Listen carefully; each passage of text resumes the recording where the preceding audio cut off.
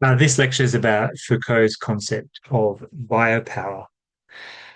Um, so, in this lecture, we're going to look at the way daily life is organized at the level of what Foucault calls power.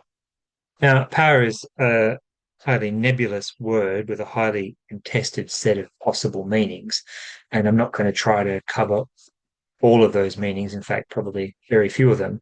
What I am interested in is the way by which Foucault talks about power in terms of biopower. So, over the years, Foucault developed various definitions of power, but probably the most succinct and the most well known is the discussion of power in the final chapter of the first volume of the History of Sexuality. Foucault's concept of power can perhaps best be understood as situational or as imminent. So, for example, think of a courtroom, a judge sentencing someone convicted of a crime. It appears that the judge has the power, but where does that power come from? They do not have any personal power. If they were sacked as a judge or they retired or whatever, they would lose their power instantly. So power is invested in them by an entire legal system. That legal system appears to have power because it has an enforcement arm in the form of the police. But the reality is, laws are made by the government, not by the legal system. So one might say the real power is with the government, but in democratic countries, they're subject to election. And if they're voted out, they lose power instantly as well. So the judge, as individual, doesn't have any real power. The legal system doesn't have power either, and in a sense, nor does Parliament. So, one of Foucault's first rules for his concept of power is that power cannot be possessed, and you can see why. Power flows through these institutions, but we might also say power is produced by these institutions, which we might think of as the second rule of Foucault's concept of power, which is that power is productive. Foucault says power must be understood, and I'm quoting him here, as the multiplicity of force relations immanent in the sphere in which they operate, what I previously referred to as a situation, and which constitute their own organization.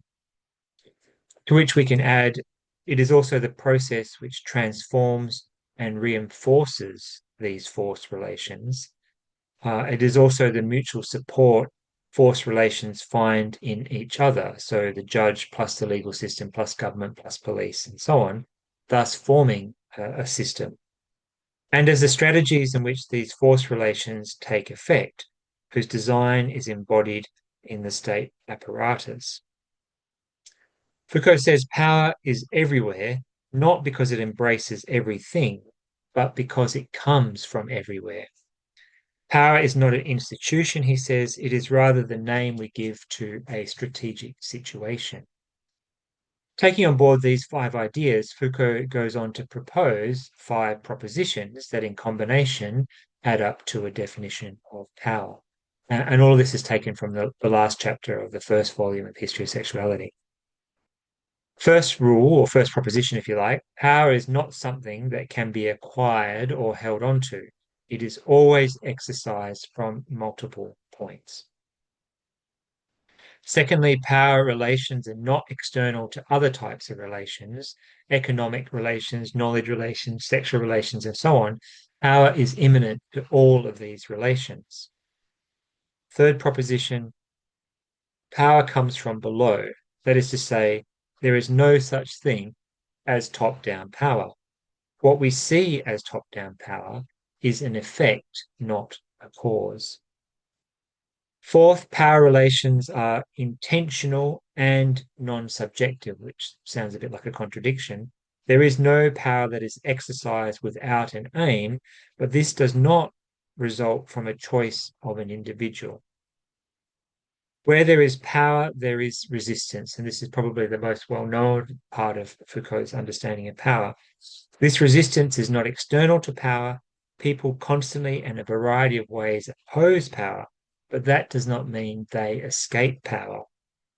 The French philosopher Simondon said, we can trace the beginning of the French Revolution to the moment when the peasants stopped raising their caps to aristocracy. And of course, Deleuze quotes that line as well. In that moment, the aristocracy had power, but not authority. We perhaps saw something similar in the Australian context when the Prime Minister Morrison visited towns affected by bushfires in 2019, and people refused to shake his hand. He was not recognized. So Foucault hones this idea to develop a very specific iteration of power, which he refers to as the power of life and death. And this version of power he describes as the privilege of sovereign power, which he says was defined largely by the right to decide life and death. And this also coincides with the work of Schmidt.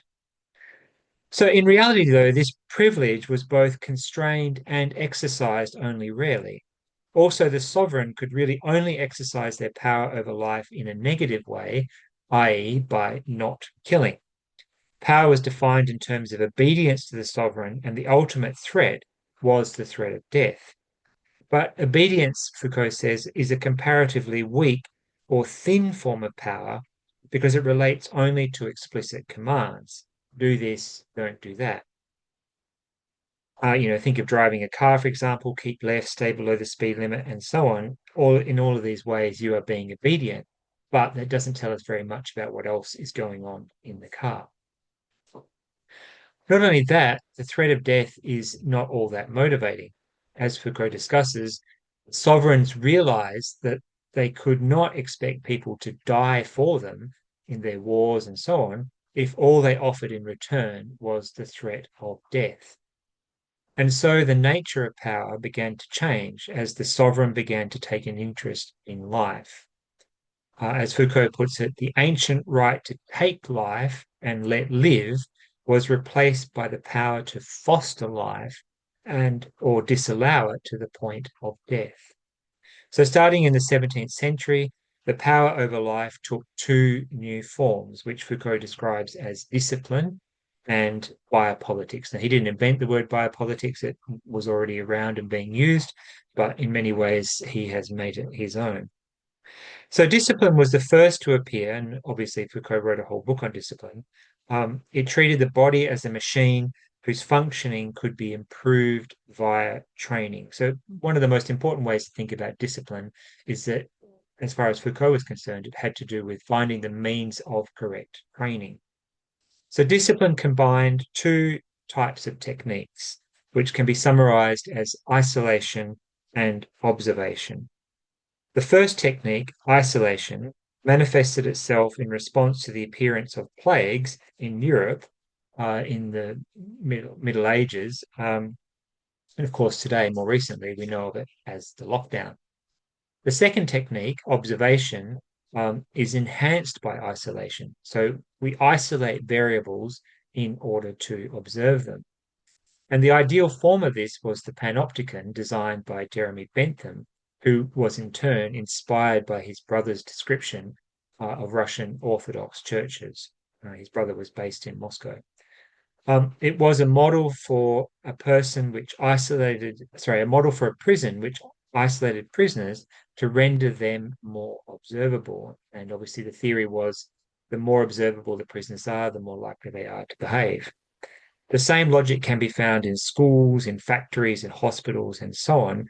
And I don't think enough is made about the fact that it's quite extraordinary to think about the idea that schools and hospitals and factories and so on and prisons should all be organized around the same principle. Foucault will go so far as to say capitalism could not have expanded without discipline. The ultimate expression of discipline is the assembly line, where every movement is timed to perfection, no gesture is wasted, the body is integrated into the machine. By the middle of the 19th century, however, a second mode of power began to emerge, namely biopolitics or biopower, where discipline concerned individuals, biopolitics concerned populations. Now, population does not necessarily just equal a mass of individuals. It's something that operates according to a law of large numbers, and today it underpins algorithms and large language models and large data sets and so on. So biopolitics, as Foucault defines it, concerns the optimization of life, by which he means life itself, not individual lives. And the most obvious example of this, one which we all experienced during the pandemic, has to do with public health. For example, anti-smoking campaigns are designed to reduce the costs associated with smoking-related illnesses, hundreds of billions per year on a global scale, as well as lost productivity, namely days off work, premature death, and so on. In other words, the government wants you to quit smoking for the good of its bottom line, not your personal well-being. And think about how the government arrived at that conclusion that smoking was bad for its bottom line. It collected vast amounts of data on smoking rates, hospital stays, lost work days, premature deaths, and so on. This data is itself a technique of government and a technique of biopower. And it's worth remembering that the very word statistic derives from the word state. It is a state science. The aim of statistics is to predict outcomes and thereby figure out ways and means of influencing these outcomes by getting people to change their behavior, and in this example, to quit smoking. Now, today, it isn't just the state that collects this kind of data. Private corporations like Google and Facebook and so on also collect vast amounts of data, both with a similar purpose to influence behavior. We see biopolitics at work, well, rather, we saw biopolitics at work during the pandemic when the governments were talking about infection rates, death rates per million, hospitalization rates, and so on, none of which really related to individuals. It was all population scale. So biopolitics thus turns the population as a whole into a political problem. It develops regulating mechanisms to ensure the health of the population, and these include things like taxes on tobacco and so on. Now, we should not think that this regime is more caring than previous sovereign models of regimes. As we saw with the smoking example, it can be utterly heartless. It is not concerned with the individual. As Foucault says, it exercises its mode of power by making live and letting die. And we can take here as one of our examples to think about it, the idea of welfare payments.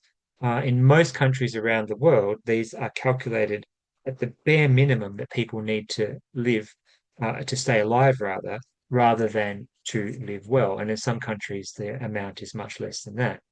So why are these governments so mean? It's not because they can't afford it. In most cases, government can always find money. They could raise taxes or whatever. But rather, it's because they want to discipline workers to make getting a job and returning to work not merely desirable, but actually necessary. So in this sense, it isn't really welfare at all. It is a technique of power. So the debates that we all had to live through during the pandemic, when it was discussed whether it was time to lift the lockdown restrictions or not, and these were particularly poignant when they didn't yet have a vaccine or any proper treatments, was actually a debate about whether it was okay to create a situation in which people may die. So essentially, the government had to make the decision to balance all things and decide, well, what is an acceptable rate of death? What is an acceptable rate of infection? And Trump's infamous "it is what it is" response to the pandemic death toll in the US, which was one of the worst in the world, over 1 million people ended up dying, captures this perfectly. He had no compunction whatsoever about letting people die. And that is biopower in a nutshell.